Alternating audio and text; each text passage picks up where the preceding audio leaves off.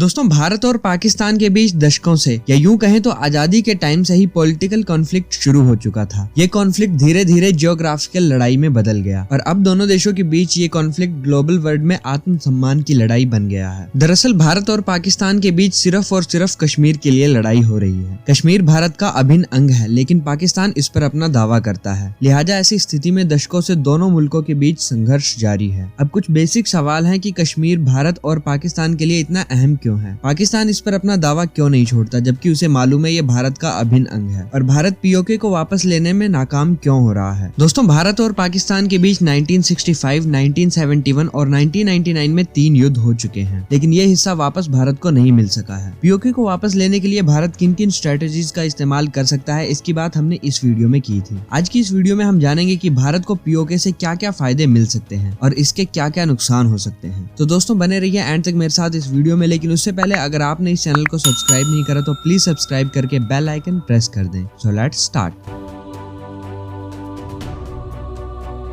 चलिए थोड़ी सी हिस्ट्री की बात कर लेते हैं। दरअसल आजादी से पहले कश्मीर में हिंदू राजा हरि सिंह का राज था। हरि सिंह कश्मीर के शासक थे। सबसे बड़ी बात कि इस इलाके में मुस्लिम समाज के लोगों की संख्या सबसे ज्यादा थी। 1947 में बंटवारे के टाइम राजा हरि सिंह ने भारत या पाकिस्तान में शामिल होने के बजाय एक इंडिपेंडेंट कंट्री के रूप में रहना स्वीकार किया। इस बीच पाकिस्तान ने कश्मीर में अपना कब्जा जमाने के लिए सेना भेज दी। इससे डरकर हरि सिंह ने भारत से मदद मांगी। इस पर भारत ने कुछ शर्तें रखी और फिर हरि सिंह की मदद की। इस तरह से भारत और पाकिस्तान के बीच 1947-48 में पहली बार युद्ध हुआ। तब से लेकर अब तक पाकिस्तान ये चाहता रहा है कि कश्मीर मुस्लिम मेजोरिटी इलाका है, इसलिए ये पाकिस्तान का हिस्सा है, क्योंकि पाकिस्तान का जन्म ही धर्म के आधार पर हुआ था। कश्मीर प्रॉब्लम का सोल्यूशन निकालने के लिए भारत के तब के प्रधानमंत्री जवाहरलाल नेहरू यूनाइटेड नेशन चले गए। यूनाइटेड नेशन ने दोनों देशों के बीच सहमति बनाने की कोशिश की और सीज फायर की बात करी। इसके अलावा यूनाइटेड नेशन ने कश्मीरी आवाम को वोट करने की बात कही कि वो किसके साथ रहना चाहते हैं। जब पाकिस्तान ने देखा कि मेजोरिटी वोट भारत की तरफ है तो 1949 में पाकिस्तान ने सीज फायर की बात मान ली और इस तरह से एक डिस्प्यूटेड लाइन बनाई गई जिसे लाइन ऑफ कंट्रोल के नाम से जाना जाता है। 1965 में और 1999 में एक बार फिर से भारत और पाकिस्तान के बीच वॉर हुआ, जिसमें पाकिस्तान बुरी तरह से हारा। अभी करंट टाइम में कश्मीर का 65% एरिया भारत के कंट्रोल में है। अभी कश्मीर पर 3 देश अपना दावा पेश कर रहे हैं और कई हिस्सों पर कंट्रोल भी है। भारत का जम्मू कश्मीर वैली, लद्दाख और सियाचिन ग्लेशियर, जबकि पाकिस्तान का आजाद कश्मीर और गिलगिट बाल्टिस्तान पर कंट्रोल है। वहीं चाइना ने कुछ हिस्सों में जबरन कब्जा कर रखा है। चाइना का डैमचौक जिला शक्सगाम वैली और अक्साई चिन एरिया पर नियंत्रण करता है। दोस्तों, अब बात करते हैं ये एरिया पाकिस्तान के लिए क्यों इम्पोर्टेंट है। कश्मीर पाकिस्तान के लिए एक नहीं बल्कि कई मायनों में इम्पोर्टेंट है। पहला, सेल्फ रिस्पेक्ट की लड़ाई। कश्मीर पाकिस्तान के लिए आत्मसम्मान की लड़ाई बन चुका है। वो किसी भी कीमत पर वर्ल्ड में हार स्वीकार नहीं कर सकता। दूसरा है टेररिज्म को छिपाने की जगह। पूरी दुनिया में पाकिस्तान एक टेरर स्टेट के तौर पर जाना जाता है। कश्मीर के जिस हिस्से पर पाकिस्तान का कंट्रोल है वहाँ से आतंकी गतिविधियों को चलाना आसान है, इसलिए पाकिस्तान नहीं चाहता कि यह हिस्सा भारत को चला जाए। जितने भी पाकिस्तानी आतंकियों के अड्डे हैं वो सब पीओके में स्थित हैं। हिजबुल मुजाहिदीन, लश्कर-ए-तोयबा, जम्मू कश्मीर लिबरेशन फ्रंट, इस तरह के तमाम टेरर ऑर्गेनाइजेशन अपने आतंकी गतिविधियों को छुपाने के लिए कश्मीर की आजादी की बात करते हैं। तीसरा है धार्मिक जिहाद। पाकिस्तान लगातार ये दलील देता रहता है कि भारत कश्मीरियों के साथ बुरा व्यवहार करती है, इसलिए कश्मीरियों को बचाने के लिए पाकिस्तान लड़ाई लड़ रहा है, जबकि हकीकत इससे उलट है। कश्मीर में धार्मिक जिहाद को बढ़ावा देकर भारत को अस्थिर करना और कट्टरता और इस्लाम को बढ़ावा देने के लिए पाकिस्तान इस पर अपना दावा जता रहा है। चौथा कारण है चाइना के साथ कनेक्टिविटी। दरअसल चाइना पाकिस्तान का बेस्ट फ्रेंड समझा जाता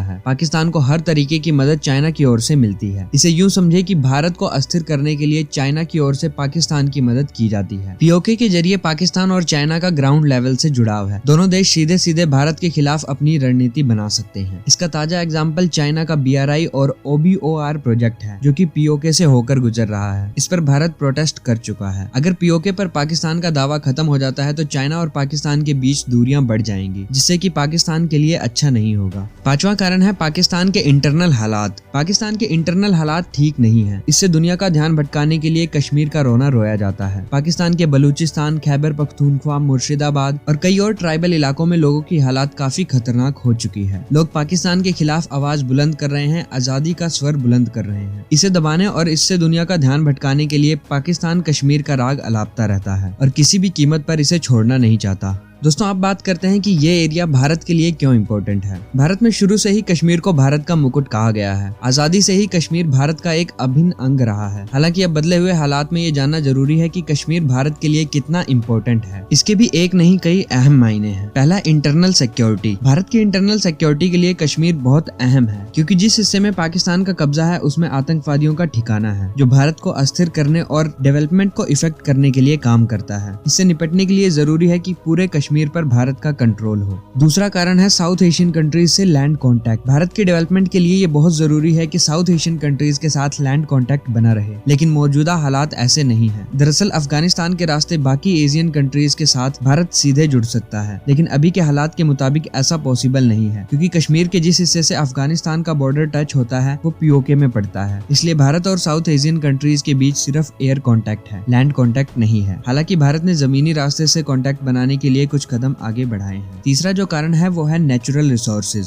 भारत की जनसंख्या दिन ब दिन बढ़ती जा रही है, ऐसे में बिजली की डिमांड भी बढ़ती जा रही है। इसको पूरा करने के लिए कश्मीर बहुत यूजफुल हो सकता है। दरअसल कश्मीर घाटी में ग्लेशियर और साफ पानी जैसे नेचुरल रिसोर्सेज का भंडार है। भारत इसका इस्तेमाल इलेक्ट्रिसिटी प्रोडक्शन और इरिगेशन प्रोजेक्ट को सफल बनाने में कर सकता है। इससे इलेक्ट्रिसिटी प्रॉब्लम और इरिगेशन प्रॉब्लम को सॉल्व किया जा सकता है। पाकिस्तान भी इलेक्ट्रिसिटी प्रॉब्लम से जूझ रहा है और ऐसे में पाकिस्तान भी इस रिसोर्स को छोड़ना नहीं चाहता। चौथा कारण है भारत की प्रतिष्ठा। जिस तरह से कश्मीर पाकिस्तान के लिए सेल्फ रिस्पेक्ट का सब्जेक्ट है, वैसे ही भारत के लिए भी एक प्रतिष्ठा का विषय बन गया है। भारत एक विशाल देश है और ऐसे में एक छोटे से देश से हार मान जाए ये पॉसिबल नहीं है, क्योंकि कश्मीर के मुद्दे से भारत की सियासत भी बहुत हद तक तय होती है। दोस्तों अब जो लोग कहते हैं कि पीओके को भारत के द्वारा एनेक्स करने के क्या क्या नुकसान हो सकते हैं, या फिर भारत को पीओके को एनेक्स क्यों नहीं करना चाहिए, उनका आर्ग्यूमेंट है कि अगर पीओके को भारत के द्वारा एनेक्स कर लिया गया तो भी वहाँ पर टेररिज्म पूरी तरह से खत्म होने वाला नहीं है और भारत को उस एरिया को कंट्रोल करने के लिए एक बिग अमाउंट ऑफ आर्मी वहाँ पर डिप्लॉय करनी पड़ेगी। पीओके के लोग जो कि सेंटीमेंटली पाकिस्तान से जुड़ना चाहते हैं वो इंडियन आर्मी का हमेशा विरोध करेंगे। जिस अफगानिस्तान से हम कनेक्टिविटी की बात करते हैं वो सबसे ज्यादा पॉलिटिकल अनस्टेबल जगह है। वहाँ पर तालिबान है, ISIS है और भी कई टेररिस्ट ऑर्गेनाइजेशन है जिनके हेडक्वार्टर्स इस्लामाबाद में है, तो वो पाकिस्तान के ज्यादा सगे हैं। इसके अलावा गिलगिट बाल्टिस्तान एक ऐसी जगह है जो कि इंडियन साइड से हाई माउंटेन्स है और पाकिस्तान वाली साइड से ज्यादा अप्रोचेबल है। ऐसे में इस एरिया को एनेक्स करने के लिए भारत को बहुत सारी मिलिट्री स्पेंड करनी पड़ेगी और भारत बहुत से जवान लूज भी कर सकता है। और इन सब के अलावा गिलगिट बाल्टिस्तान का एरिया ना ही कल्टीवेशन के लिए यूज किया जा सकता है और ना ही इंडस्ट्रियलाइजेशन के लिए। भारत अपने बजट का एक बड़ा अमाउंट मिलिट्री डिफेंस पर खर्च करता है और ज्यादातर मिलिट्री इसी एरिया में खर्च होती है, लेकिन ये भारत की सोवरेनिटी की बात है, भारत इसे छोड़ भी नहीं सकता। और अगर एक बार के लिए मान ले कि भारत ने इस एरिया को छोड़ दिया तो चाइना और पाकिस्तान के नापाक इरादे मजबूत हो जाएंगे। दोस्तों आपका क्या कहना है इस पर नीचे कमेंट करके जरूर बताएं और वीडियो अच्छी लगी तो इसे लाइक और शेयर जरूर करें। Thanks for watching, see you in the next.